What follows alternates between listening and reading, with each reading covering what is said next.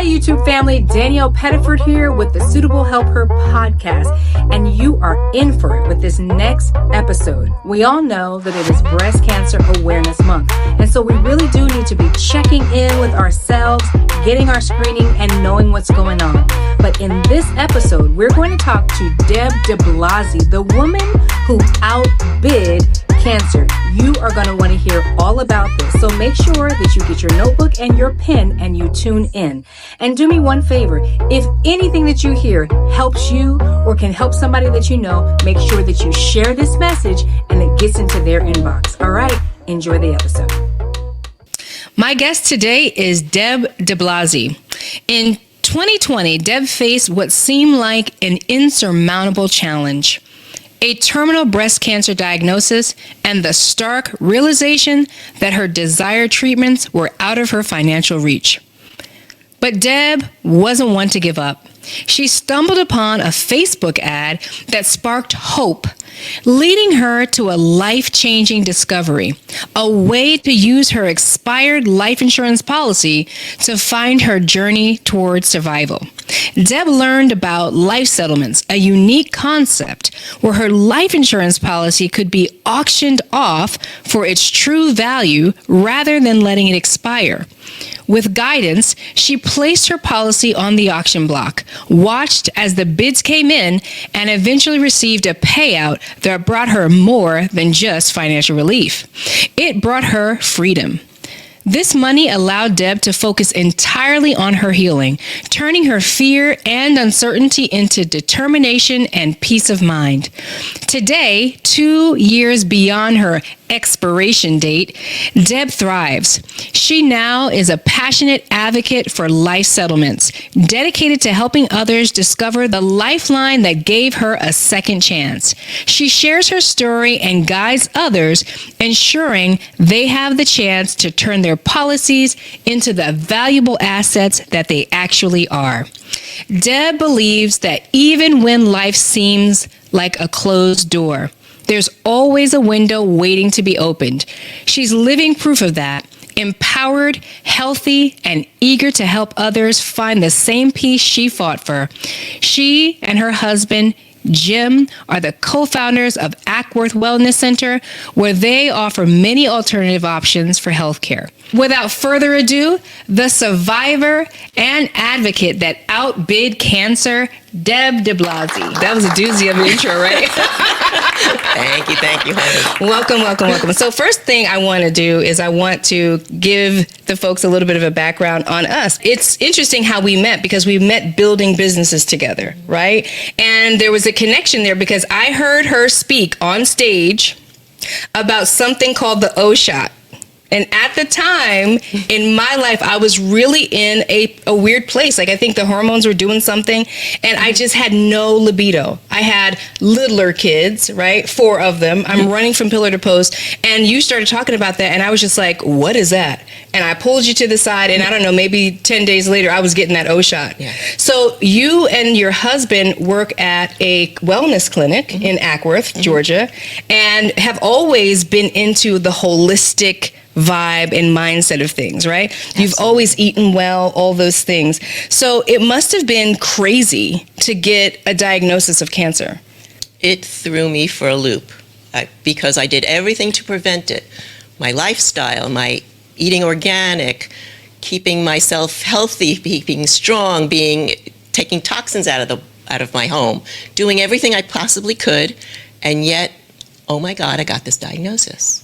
But cancer is not a little bug that comes into your life. Mm-hmm. There's a lot of things going on in your heart and in your mind and in your cells that allow this to be created and go wild. I mean, we're all exposed to cancer. Mm-hmm. It could be that we all have cancer in our bodies. That's what's been said.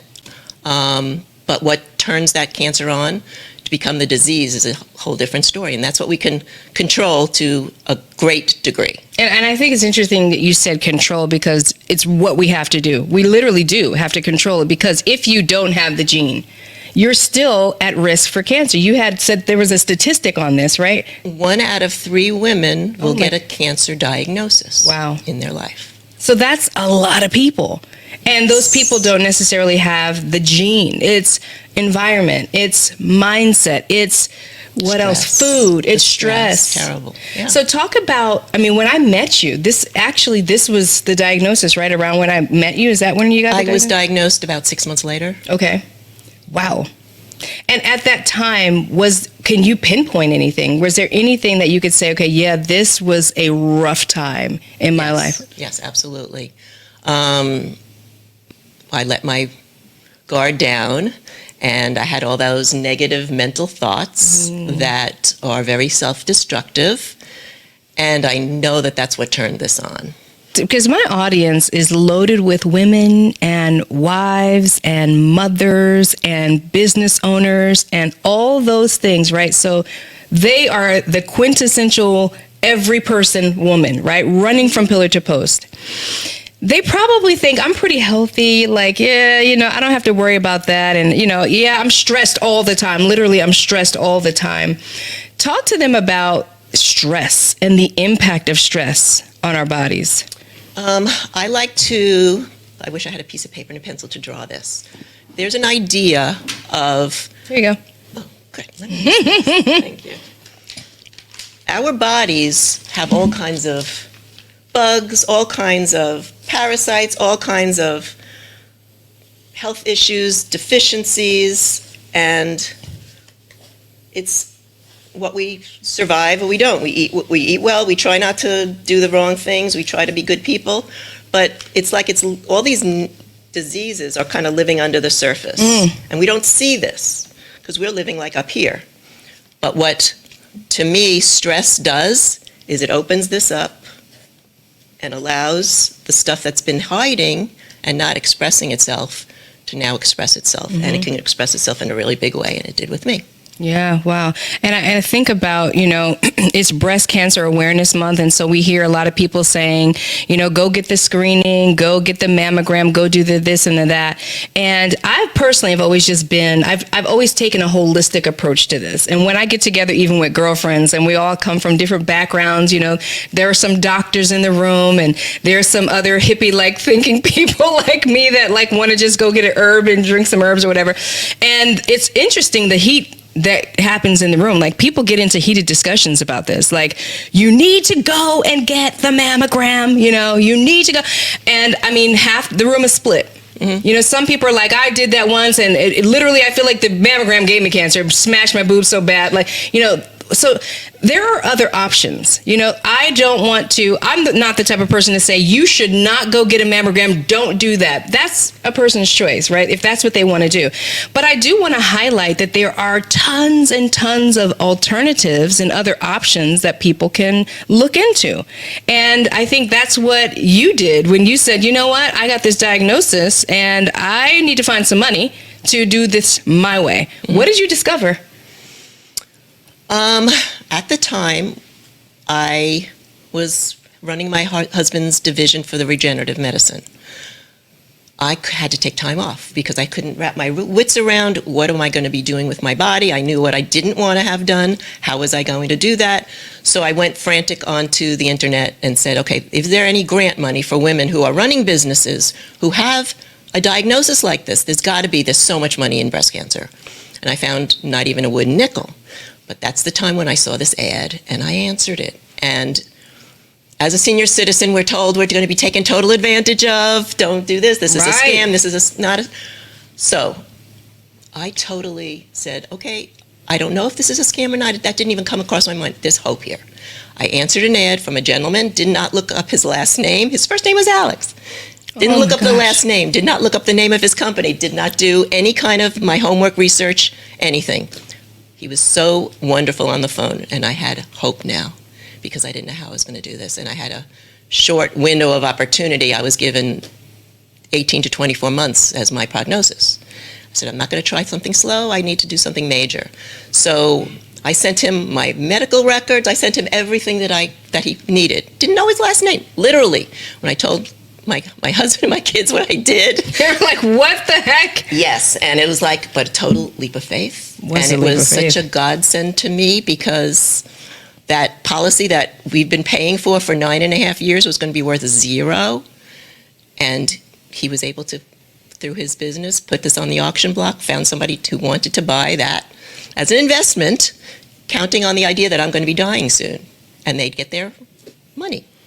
So let's slow down there, because you said that your insurance policy was about to expire. Mm-hmm. So this is term. It was a term policy, a 10-year policy. And it was a $500,000 death benefit. $500,000. I could have left to my kids had I gone sooner. But I didn't feel like I was going to go in 6 months. I felt, they gave me a year and a half, 2 years. I'm going to push. I'm going to make this go right. And so I said, the money is much more valuable to me. And it was the perfect scenario. Either way, they wouldn't have gotten it, right? Because if it expires, it expires. Right, exactly. So they wouldn't have been able to benefit from it either way if the diagnosis were true or shorter. Right. Right? Right. It was going to be garbage. So you would have had to throw it in the garbage. So what possessed you? You weren't searching for this solution, right? You didn't know anything about this. I had no idea how I was going to pull this off. I had no idea. But it was like, okay, I need help. I need to make this go right. I was so determined. And I knew I wasn't going to do the standard of care here in the U.S. Wow. So I knew there was a lot of money. People don't know there's money out there like that. I mean, when I say out there, like it's in your bank account, really. It's in your insurance policy. A lot of people have term. Mm-hmm. Before people knew about all the other options, all you were buying was term. And it was less expensive. So it was less expensive, right? More affordable, yeah. But it's going to expire at the ages when you start getting these diagnoses. How come there's not more information out there about the fact that you could do this? That I don't know. It apparently is a situation, and I hate to say, luckily it was a terminal diagnosis, because that qualified me to get the highest money out of that policy. That to me is like a golden nugget for people to dig into, to research for themselves, for their mothers. Sometimes it's mom that has those policies because, she's still holding on to them and forgot about the expiration date, probably thinks they're expired already. Like, this is huge news, that people don't have to suffer with whatever your medical insurance is offering you. There is another way for you to get support. But once you get the finances, because that's a whole load of money, I guess you get a certain amount of it, right? And now you can go apply that to your holistic treatment. Then how do you know what direction you want to go in? Like, what made you think what did you do? Let's just go there. What did you do? I knew a lot of people who had cancer and were no longer with us. And that's all that I really knew. Especially, I guess, breast cancer, it's still kind of hush-hush. I found out after the fact that so many of my contacts actually had breast cancer in the past.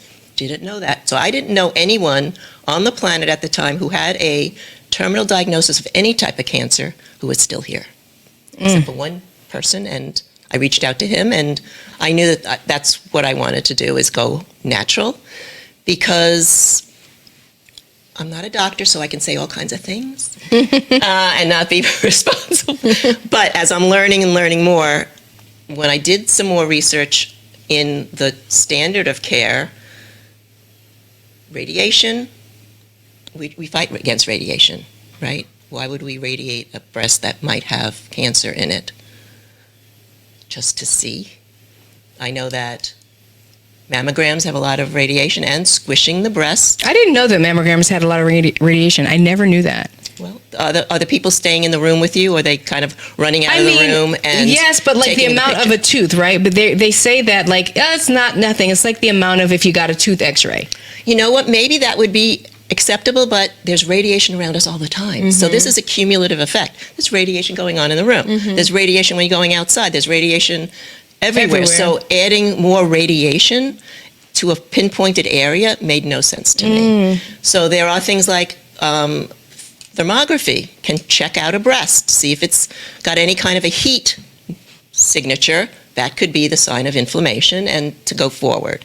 There are obviously just examinations. Mm-hmm. There's ultrasound can be done, which is not invasive. Oh, and who knew? So there are options for women, and honestly, because I'm in this field now, that breast cancer is my story, and I know a lot of women.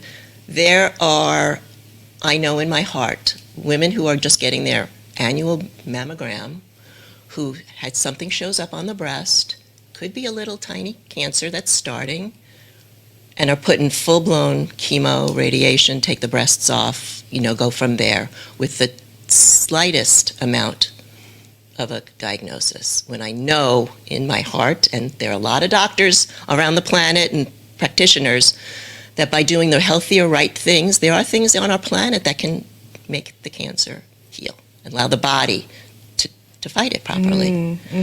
So I really believe in my heart that the women who are early diagnosed, who are being put into this factory, I hate to say it, but it's like a system, given the poisons in their IVs, given the radiation treatments, that are not going to have good outcomes. And those are the people who do. When I've met cancer survivors, it came back for them. They did the full-blown chemo, radiation earlier in a previous time of their life, in their first diagnosis, and now it's come back again, and it comes back with a vengeance because your immune system is so compromised. Interesting. And we are not doctors, right? These are opinions, but they are opinions backed by a lot of experience and testimonials of other folks, right?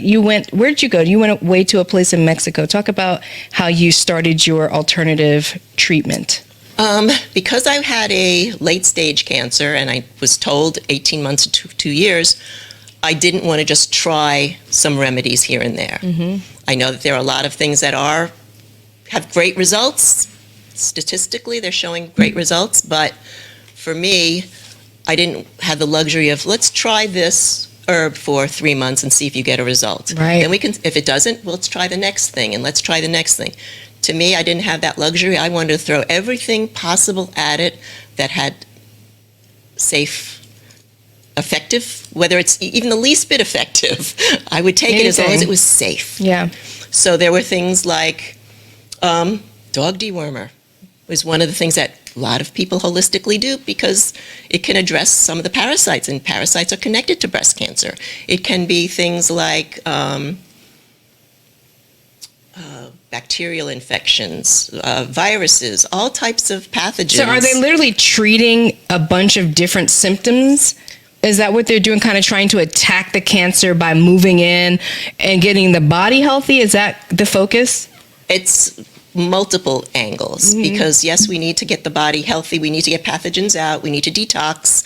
We need to add supplements. We're so deficient. We are dehydrated. There are so many things that we need to be doing to be healthy. And that's when you go to a clinic like that. For me, I had so many treatments, whether it's frequency treatments or nutritional treatments or herbs, or there were homeopathics. There were so many aspects, the emotional aspects to things.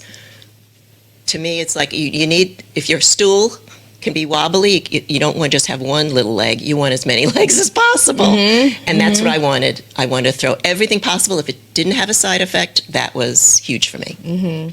How far before you started to feel a turnaround or know that, okay, things are getting better? I didn't have symptoms. I didn't have pain. I didn't feel sick. Okay, wow. The only thing that did have happen to me is I started losing my appetite. But I could lose a couple pounds here and there. It wasn't a big deal. When I knew that I wasn't eating, I started having issues with eating, and then I was starting to lose weight in a weird way. I knew I had to do something different because nutritionally, food is medicine, and I totally believe that. So for me to drink all my juice, it was a lot of, it was hard. Yeah. It was hard, and I couldn't get myself to take everything that I needed, that I wanted to take, as far as supplements, herbs, foods. I'm wondering, when people get a cancer diagnosis, were they in pain? Or was it like just my annual checkup and they said, oh, we see something and we need you to go in for a biopsy, and then you go in? And there was no pain, maybe there was no symptoms, and then suddenly you're like in this full-blown chemo situation, and that's when people get sick? Because I find people get sick during treatment. This treatment And they is had no very difficult. idea before. Well, I did have a symptom before. I had a large lump in my breast that didn't go away. For how long? It started probably 8 months that I felt a little something, but I was hormonal. Things change back and forth, and I've had that a lot of my life. Okay. Menopausal time, premenopausal, I would occasionally get a lump. I would put castor oil on it, wrap myself up, and in a day or so, it would disappear totally, no problem. Wow, totally. This time it was different. It didn't go away, and it started getting bigger. And that's when I knew something wasn't right, and it just kept getting bigger. And Same spot? Yeah. And I just couldn't fathom. I said, there's no way I can have cancer. I'm too healthy. So I kind of, to some degree, had my head under the sand. And that's how it was for me. Wow. And that was painful. Yeah. Yeah. It's interesting. There's all these different stories, and there's no right or wrong way, right, to come into the knowledge of it. However, you got to do something. So you brought a whole bunch of interesting things because Deb will try it. If it's safe. She'll try it. If it's safe. And can be effective. And alkalining, right? You'll try it. So you got a gadget on your wrist. You got a box of stuff over here. Talk to us about some of the things that you're using now that, keeps you healthy, gives you energy, all the things. Oh, absolutely. Well, I believe wholeheartedly in frequency and light. Like vitamin D, we know going out in the sun helps us with vitamin D. We're not getting vitamin D out of the sky. It's what the radiation of the sky, the frequency, turns our bodies to create the vitamin D that we need. Right. It affects the cholesterol that we have in our bodies to make that happen. So frequencies like this is frequency, and I take a specific couple supplements that turn on any cancer cells in my body to respond to the healthy healing frequency of the light. So that's one. So it's making the cancer cells obey a frequency. It's making them sensitive to the frequency. So does that, what is it called? Apoptosis? Apoptosis is killing the way our bodies would kill cancer cells. Is it doing that? It can be doing that. Okay. Do I know for sure? No. But So that's we're trying how it. I operate. Right. Yes.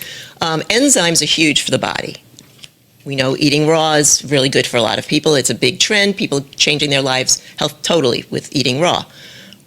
The enzymes in raw is what is a big deal. When I was first diagnosed, I started using pancreatic enzymes on an empty stomach. I know that I've learned that the pancreatic enzymes can actually affect the outside coating of a cancer cell membrane to make it permeable. So now when I use treatments or take herbs or whatever, they can be receptive to those treatments. So it's a matter of, there are things that can kill cancer cells that have been around for centuries probably. Apricot kernels, you may have heard of that as a remedy once upon a time. They're bitter, they're nasty, but it was used as a treatment for cancer eons ago. Different types of frequencies. There are rife frequencies. There are things that can be done energetically that people, I don't want to say kill the cancer cells, but people are getting well. So I'm thinking, 1 out of 3. 1 out of 3, that's huge. I mean, I have 4 daughters. So by that, statistic, 1 potentially can have cancer. So I don't have a diagnosis, but I'm thinking I want to know all the things possible that I can start doing now. Yes. Like, I'm going to chew those apricot kernels. I mean, give us some more ideas. Show us some of the stuff that you have here that helps us. Deb is so funny because she has become a pro. She's got pens and pipes. I just got a photo of her piping something that really gives energy. But these things are for the body. Our body makes some of these remedies, and this allows us to amp it up. So I want you to see what she's got going on, and maybe, because there's some folks out here, Deb, that have a cancer diagnosis. Right? Or maybe they did go the traditional route and they've beat it, but there's still time and space. And right? for those who don't ever want that diagnosis, or at least want the best fighting chance at this point, that's kind of like my viewpoint. I know that I got well because I had the best fighting chance because I did take really good care of myself for all those decades prior. Right, yes. So beforehand, so preventative, take care of yourself now. If you've already got a cancer diagnosis, there's some other things you can do to keep fighting it, even after traditional treatments. Yes. Which probably they need it more. Absolutely. What do we do to rebuild the immune system after it's been beat down, right? So all this stuff is super valuable. Yes. So what do you got? Well, first of all, my coloring book, which you liked. I am a frustrated artist. I would love to be able to do this. But I knew that during the early time of my diagnosis, I sat at my dining room table with a lot of colored pencils. And I had my headphones on, and I would listen to types of frequencies, affirmations. I am healthy, I am healing, I am strong. There's so much available to us. And I would sit for hours, literally. I have books and books and books of this. And it was allowing me not to think of all the other stuff in my life. It was I would focus on listening to the sounds in my headphones, and I'd say, okay, what color do I need next? Do I need green or pink? And that's all I did, because the more noise and the internal dialogue that we have, we can go down the rabbit hole real readily. You call it the beta, like the back talk, is that what it is? Where It's the being frustrated, the fight or flight. You know, I'm not running away from a leopard all the time. But if we're operating that way, it affects the immune system big time. Yeah. That's most of us. I mean, we live in America. Right. We are always in fight or flight. We're fighting to pay the bills, we're fighting all day long. Ourselves internally, we get minimal sleep, right? So me looking at you do that coloring book, I think about how many I've bought and never completed because I'm too busy. So that's definitely a note, right? To take the time. I actually sometimes will buy like a canvas, and I'm like, I'm going to just take some time and I'm going to paint, and the canvas is still waiting, right? So it just makes me think we need to pull away sometimes and actually do these things now before the body is screaming, I need help with disease. Right, because then it's like, oh my God, how do I handle this? What do I do? That's ultimate stress. So that is a big deal to me. I was reintroduced to this technology recently, a little over a year ago. So this is called Brain Tap. And this is a fantastic device to address the stuff in your brain. That's floating what around? I use it for, to calm things down, to be stronger, to the things like we like to meditate for. We can bring on those types of frequencies and be exposed to it. So it works with an app on my phone. The light is healing. It'll have lights running on with the eyes too when it's on, and I would be listening to, there are, I don't know, hundreds and hundreds of possible sessions. So Is something I can address talking it. to you? It can be talking, okay. It can be just music, it can be just the binaural beats. There are a lot of options. You really just choose what resonates with you at the time, and it varies for me. Just to And make what does it do? How does it serve us? It balances out your brain frequencies, basically, because the brain, if that's like all this noise, the brain controls what our bodies do. So to be healthy, you need to have a quieter, balanced, functioning brain. Wow. And we just don't these days. So We do not. this has been wonderful for me. I love this device. I know that I am a very positive person in general, but occasionally I'll have a negative idea. And I know right away I don't want to have that thought. I'm really very cognizant Hold of on, that. we need to pause right here because I talk a lot about this to these ladies, about negative thoughts. Now, there's a scripture in the Bible that talks about casting down negative thoughts and imaginations. And you hear that. You've heard your mother say it. You've heard your pastor say it. You've heard Deb say it, okay? And we don't realize how important it is that a thought can actually direct things to happen in your body. Not only does it cause you to do things that are possibly negative, but it actually affects your health. So you're saying that this device helps you to control, helps you to manage and change the thought? It's changing. I notice the difference. And that's a big deal. So I don't know if it's only this or if it's this with everything else. Yeah. But like I said, I want to throw everything at it possible to be healthy. Yeah. And I'm like a situation where I don't have active cancer in my body now. You don't have active cancer. So this can help prevent that from Ever becoming active, hopefully. possibly, Right. but at least being able to handle it. Right. We need to be stronger mentally, heart-wise, every cell in our body. It makes me conscious of, like, okay, what are my thoughts looking like every day? You know, how am I feeling every day? I don't think I'm typically conscious of it, but do I feel good? Do I feel tense? Do I have anxiety? Is that how I'm living? And if I am, would I even notice it? You know what I mean? Because it's your norm. If it's my norm, you don't. So how would I know if I'm actually tense and in need of some kind of a relief? You know what? I don't know of anybody who doesn't. In this day and age, right. You are a woman, you are a mom, you are a business owner, you are all these things that you are. So that's why this thing, if you could start out in the morning. There are a lot of morning things, like, okay, we want to think positively. What are we looking at for our day? We can even, there are sessions in here that you can kind of go over who you're going to be meeting today. Oh, wow. So with me, I knew I was going to be with you today. So kind of create the future for you. That's awesome. Instead of what it if I have a big meeting today, and I can listen to something that kind of deals with my thinking, the anxiety, the stress, because you're very chill. You're very chill today. I'm sure it has something to do with all your tools. All right, what else you got going on? This is a crazy world. All righty, so this is important to talk about. This is important. Okay, so this is just a bottle from Time. Yep. However, what's in it is really interesting. This is food grade baking soda.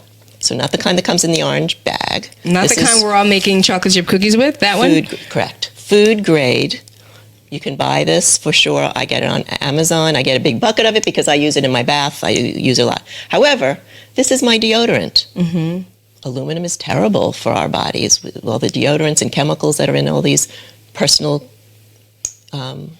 products, right? So this is my deodorant. This is my toothpaste. Wow. This is, it can be a scrub. So whatever we can do to eliminate things that are dangerous for our body. And I thought that was interesting because, I don't know if people pay attention to the baking soda that they use. Like, I'm sure a lot of people just think baking soda is baking soda is baking soda.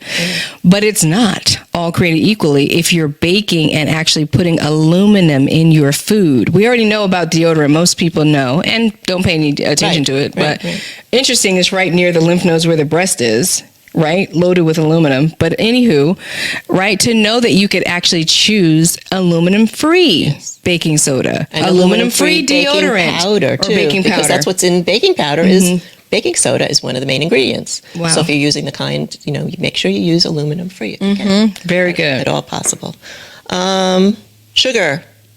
Sugar is not good for us. Junky sugar She's is not cussing good for us. now. She's cussing on the show because she said, did you say no sugar? There are forms of sugar that are on our planet that are healthier options. So white sugar we know that's depleted and it can affect our blood sugar levels. It can affect inflammation. It is awful out there. High fructose corn syrup. I don't even have to go into all the artificial stuff. So for me, monk fruit is totally wonderful and safe. Stevia, certain kinds of stevia are fine if they're not adulterated with other stuff. Okay. Things like honey, maple syrup, coconut sugar. I use those things in my life now. I'm not a sugarholic, I guess that's the word. But fruit is really healthy. And I've known people who don't want to eat fruit because it has sugar in it. No, it's a totally different thing. Fruit is healthy and it brings health. Yeah. So berries and all these wonderful, colorful foods and sweet potatoes that are purple now I'm eating and regular potatoes that are purple. Colorful things are really good for your body and can fight this fight. Yeah. So, it's interesting how God put all the natural, bright colored food out there with all the antioxidants, right? But if you go to the store and get a bag of like Takis, I don't know if you've heard of the terrible situation with the Taki chips, where it's corn chip with all this spice and it's sending kids to the hospital. Because it's so toxic, whatever they're putting on it, it's red. So they've made red, at whatever that number is, they've said red number 5 or whatever is super poisonous, and it's all over our food. But natural food that's red is great for you. Blue dye is horrible for you. When you're drinking the blue drink or the blue ice pop, it's horrible for you. But blueberries are great for you, right? So it's our choice, isn't it? We have a choice. Everything we do is a choice. And not to be affected by it. So to be as strong as possible. So absolutely, I eat food that I absolutely love, and it's colorful and beautiful and just as clean as possible. Hassani and I on and off do vegan. And we're just eating vegan food, and we love it. Now, I don't like the labor of it. It's a lot of cutting, chopping, prepping. It's a lot, but we love it. We never feel like we're missing anything. And so it's interesting how we always get lured back into, I guess, what's easy. You know, I don't think society makes it easy for you to do this lifestyle. You're like looking and picking and choosing and trying to find the thing that won't cause the this and the that. It's harder, but it's worth it. Oh, absolutely, absolutely. What else you got? What else I got? Oh, golden milk. Talk about it. We've heard of it. Yeah, golden milk is turmeric, primarily turmeric, most likely ginger, black pepper. Inflammation is rampant, and I don't know of any diseases that don't include any inflammation at this point in time. So this is just a yummy, I use my almond milk that I every night. It's just anti-inflammatory. Is it tasty? Turmeric is. You want to smell it? It tastes like turmeric. Yeah, I'll smell it. It smells yummy. I have something like that. Let me see.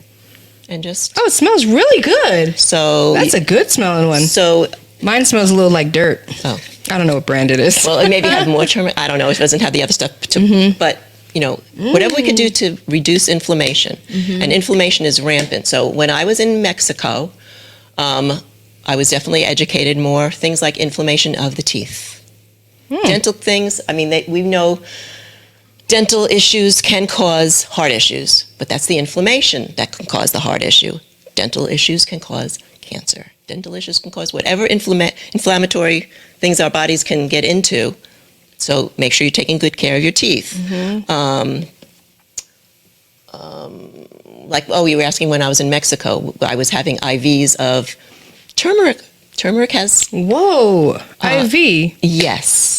Interesting. I've never heard of that. But in Mexico, they could do more healthy things. Yeah. And more of the things that are more edgy here that happen to be effective. So turmeric IVs, vitamin C IVs we can get here. The apricot kernel, the essence of that is called Laetrile. B17 is what it's now named. Oh, okay. I had IVs of that in B17, in the Mexico. bees are amazing. So it's just... from every angle possible. I had my surgery there. That could be scary for a lot of people. I was terrified of surgery. I have not been a patient ever. I mean, I didn't have a regular medical doctor. I was always healthy. So being holistic, the angle that we always do when there's a health issue is, okay, do the natural things first. If the natural things absolutely won't work, then if you have to go to a medication, but be careful with a medication. Last thing is surgery, because we don't have spare parts, I don't believe. And so for me, the people in my life who I trusted implicitly, who were like-minded as far as holistically, when they told me I need to have a mastectomy immediately, it was just too far out of my understanding. I could not face it. So I didn't. But then I did a little more research on the homework of my flavor of breast cancer, and it's the doom and gloom one of all. So it's not only terminal, but the type I had was not responding typically to treatments. Oh, wow. So I did go to Mexico, and I started getting my therapies, and I said to my doctor, I said, can I have a consult with your surgeon, because I know you have one here. There's a surgical floor upstairs. And absolutely. So I know what my consult with the doctor here, honestly, I don't recall it because I left my body. I'm sure, time. Right? And my husband explained to me in the car on the way home how the consult went. Yeah. And she said, "Well, we have to try chemo and see if it'll shrink the tumor." Okay, didn't make sense to me because apparently this type of cancer doesn't respond well to chemo. Let's see if we could shrink it. Well, whatever. Then we're going to do a double mastectomy and take out, I don't know, how many lymph nodes from like my waist up. I don't know. It was like an insane number. Like I don't need lymph nodes. Then she said rounds and rounds of radiation after. And my husband knew in his heart and my heart, that's not the way we were going to go. We wanted my medical records. She fought us on that. My husband threatened to bring the police over here to get my medical records. Why would they withhold? Anybody gets their medical records. Wow. But it was an issue. So when I knew the U.S. scenario for me, in Mexico, the surgeon said, well, do you want a double mastectomy? I said, no, I thought that's what you have to do. And he said, well, it's often done, but listen to the words I'm going to use. For when it comes back again, you won't have that breast. And I looked at him, and he said, yeah, typical care is setting you up for it coming back again for recurrences. They're not curing cancer here. If they did it, we would not have recurrences. So when he said that, I said, okay. And he said, I'll only take out what lymph nodes look iffy for me. I know you have several hot ones. We're not going to wipe you out. And he said, I don't recommend radiation. There's no point in that. Wow. And he said, well, do you want to go back home after your treatments are run and come back for that? And I said, Doc, you need to rip the Band-Aid off. I am terrified of this thought. And let's do it. And he said, well, when do you want to do it? I said, when can you? And he said, I could do it a week from Monday. Sold. So my husband was on the phone back here at home. He was taking care of patients. And I said, this is what we're doing. I'm getting you on a plane on the following week on a Sunday. Monday morning, I'm in surgery. And we're getting this done. And it was a single. And it was the best. People saying, you went to Tijuana, like this horrible situation. Yeah. It Why sounds would you have scary to us. surgery there? Yeah. The best possible scenario, because I had all of these immune boosting body therapies to boost my immune system, make me stronger for 3 weeks. And then I had my surgery. So my surgery was unbelievable. The day after my surgery, well, first of all, I was hungry right away. My doctors. And that was big, right? Because you had lost your appetite. Well, I had lost my appetite, but also the surgery built my appetite. I mean, it's like I needed food. The nurse, very sweet. She says, you can't bring your food. You just had surgery. I said, I don't care. I'm really hungry. Brought me a bowl of broth, right? Inhaled a bowl of broth. Had my husband find out, get me another bowl. Get another bowl of broth. And that didn't work. I said, please get my doctor here. I need more food. She said, okay, let me send over your doctor. Yeah. He said, you know what? You look good. It's no digestive issues. Let's send you some food. Gigantic plate of beautiful organic food. And I inhaled it. My husband's looking at me. He's like, I was not hooked up to anything. No pain medication, nothing after that surgery. Immediately, no pain medication. How is that possible? You were cut. Yeah, but they cut through a lot of nerves. So I really didn't have pain. that kind of pain. So it was Wow. great. So big plate of food, inhaled it. I told my husband, you have to do the walk of shame again, get me more food. So he literally did that. Well, what had it been, like 3 days since you'd eaten? Like, why were you so hungry? No, it was just, I don't know. It was felt good. I felt maybe that there was something that was bad inside me that was out. Yeah. And so I felt like now I can really heal. Yeah. So that was the plus of, having the surgery. And I was strong. And it's like, okay, the next day, my husband and I took a quarter-mile walk to a shopping center because they told me. The next day? The nurse told me, we want you to walk today. So the next morning, let's walk. Okay, I walked. I didn't know, I was never a patient. I didn't know what it's like to just walk as a patient. Right. I wasn't hooked up to an IV. My husband brought me my clothes. We got dressed. Literally, I had my drains in me. Oh, my gosh. We took a walk out. It was during COVID. There were no benches anywhere. They didn't want people congregating anywhere. We walked over to the shopping center. I couldn't sit down anywhere. They had one door through the whole shopping center. So we walked a lot that day. We went out to a lovely little cafe, had a lunch, came back. The nurse was like, okay, what's going on? Where were you? And I opened my shopping bag. And I said, I think this might be a bra that I could possibly use. Another shirt. She says, I said, you wanted me to walk? She says, I just meant in the hallway. I felt like because the surgery happened, and I had this visual of this giant, nasty, like Jabba the Hutt is my picture in my head. And it was nasty. And I didn't want that. And when it was gone, I felt totally like my healing journey is was beginning. huge. Yeah. So I wasn't fighting this uphill battle. What a story. So I'm doing that stuff. But wow. So that's brave, Deb. I mean, that's bravery, what you did, because it takes guts to say no to the medical establishment. I mean, it's just hard because they make it hard for you. I even remember trying to hold my ground with not vaccinating my kids every time they wanted to vaccinate, because there's like all these series like, no, I don't want that, pace this out. And then after a while, I don't want any of these, right? And I had been kicked out of so many doctor's offices. Oh, you don't want these vaccines? You can't, we can't see you. Right. Like, you're bullied. So for you to go to Tijuana, I mean, I don't even know what Tijuana looks like. Most people don't. But entrust people with this, that's bravery. People are telling me I'm brave. I just had a conversation with a woman this morning. She told me I was very brave. I feel just the opposite. I feel that I was just so terrified and a total coward to let myself go into the system that they have set up for us here. Wow. So to me, I was so fearful of that.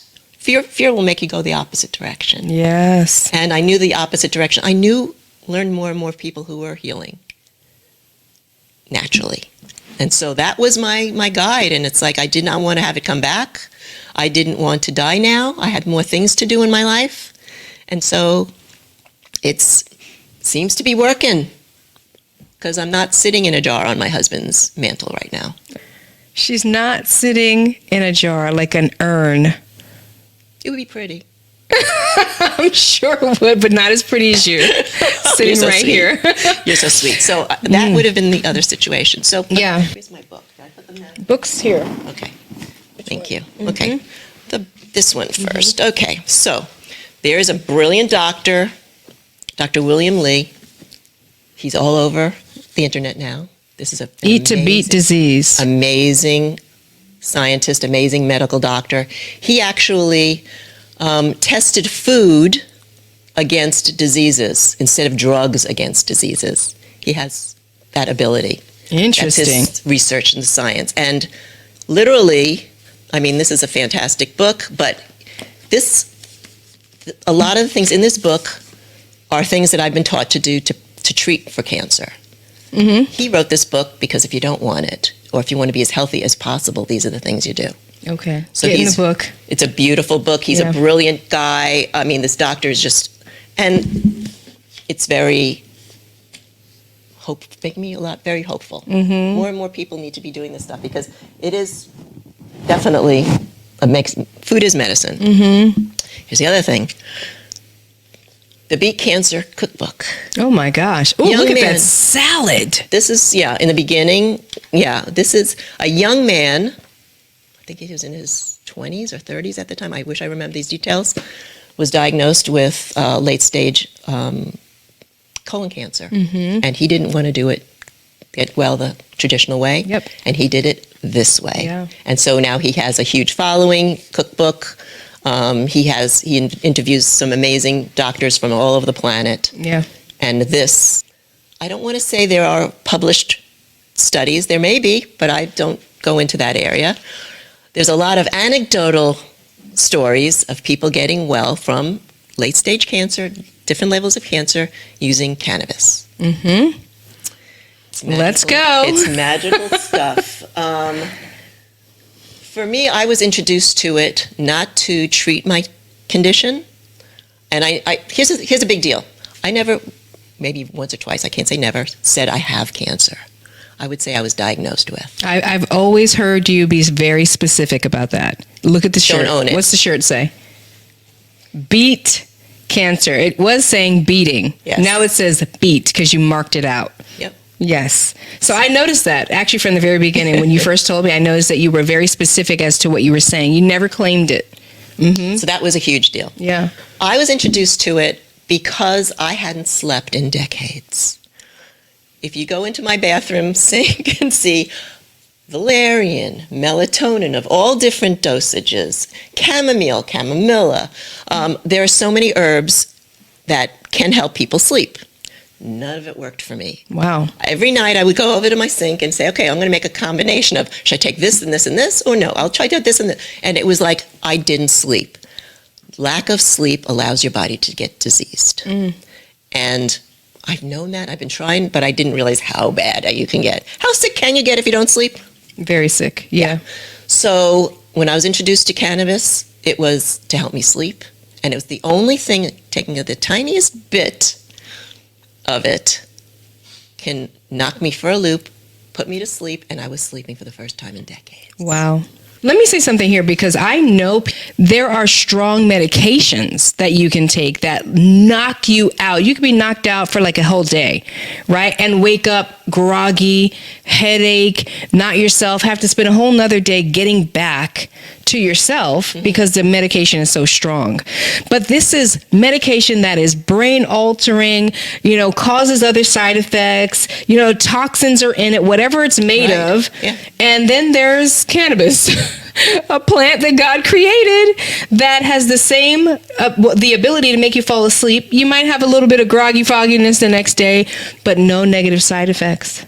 It's therapeutic. Yes. So I know of a lot of studies that anecdotal things that people are using it therapeutically, putting it in a little empty capsule and taking it rectally. What? Because there are Cannabis? So you could take form, not weed, not the fibery stuff. Not the stuff you the smoke, oil, right. but it's an oil. Right. Okay. And it can go in there up vertically. The rectum. Yes, because there are blood vessels there that go everywhere in the body. So you could treat as a suppository for a lot of different things. Wow. So now, they could if take you a lot do of it. that, is there the same? No. No. It doesn't get that way. So for me, I needed it that way to knock me out. So you could go to sleep, yeah. Right. But if I wanted to use it therapeutically, you could take much larger doses, and people are getting really good results. Wow. One of many, many things. So all this stuff. So whatever we can do to put something there, I feel Let's it's gonna do be something. helpful. Let's make a commitment to do something about our health. As we're hearing all month long, everyone's doing walks, by the way. Pink walks. You're getting your pink sneakers on. Cancer survivors. We're celebrating all of that. But let's celebrate something else. Let's also celebrate making better choices, being preventative, right? Can we celebrate that? Cleaning out our refrigerator. Throw out all the sugar. Get some monk fruit. And what was the other thing? Oh, stevia. Cook coconut sugar. Monk fruit is actually a honey. really good one. Honey, we love honey, and it's Maple really good for you. syrup. All the things. It's delicious things. Yeah, I wish there was a list. Maybe there is in one of these books that will talk about, like, okay, household.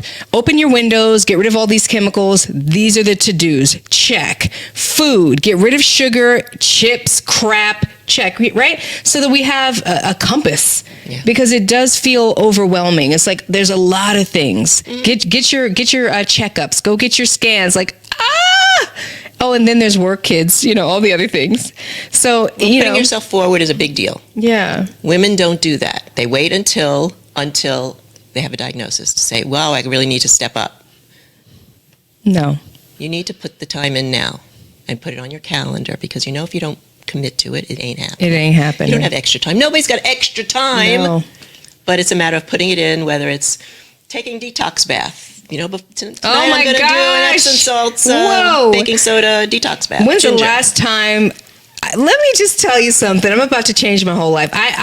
The pace of my life, I don't even know when the last time, maybe when I had a backache or something was the last time I took a bath. Maybe like a month ago. I was just like, oh, I don't feel good. I'll take a bath. Like, that's the only time I take that kind of time, is if I'm down. And guess what that means? My immune system got hit.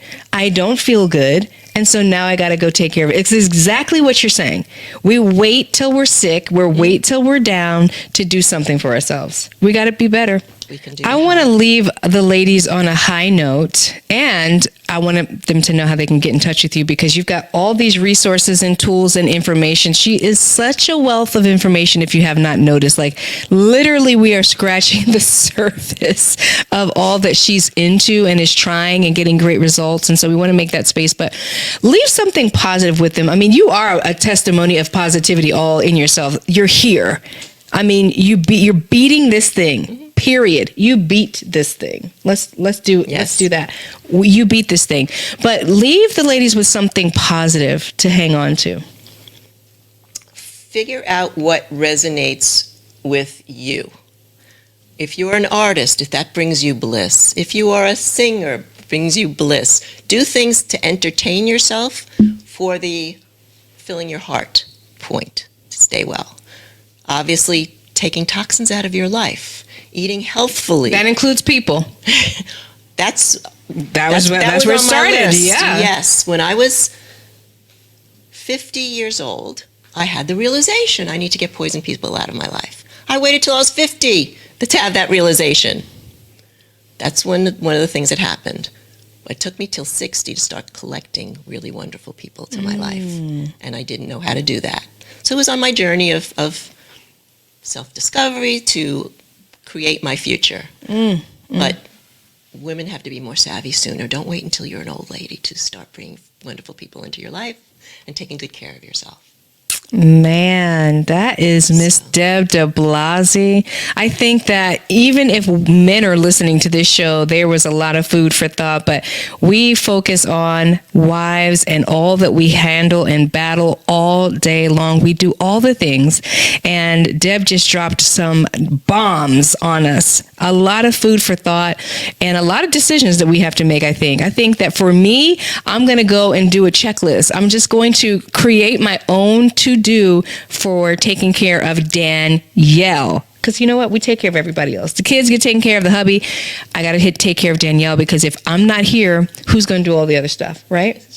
Hey family, were you blessed by that episode? Listen, Deb Di Blasi came with it. She had a powerful testimony, and she dropped so many powerful nuggets that we all need to tap into. It's time to put us back on the to-do list. So get your screenings. Check into preventative alternative health care. Let's start taking care of us. And if there's anything that you heard that blessed you, share it with another sister. You don't know who she knows who might need to hear this very information today. I hope you enjoyed it. If you want to learn more about Deb Di Blasi, all of her information and all of her resources are available in the description. I'll see you in the next episode.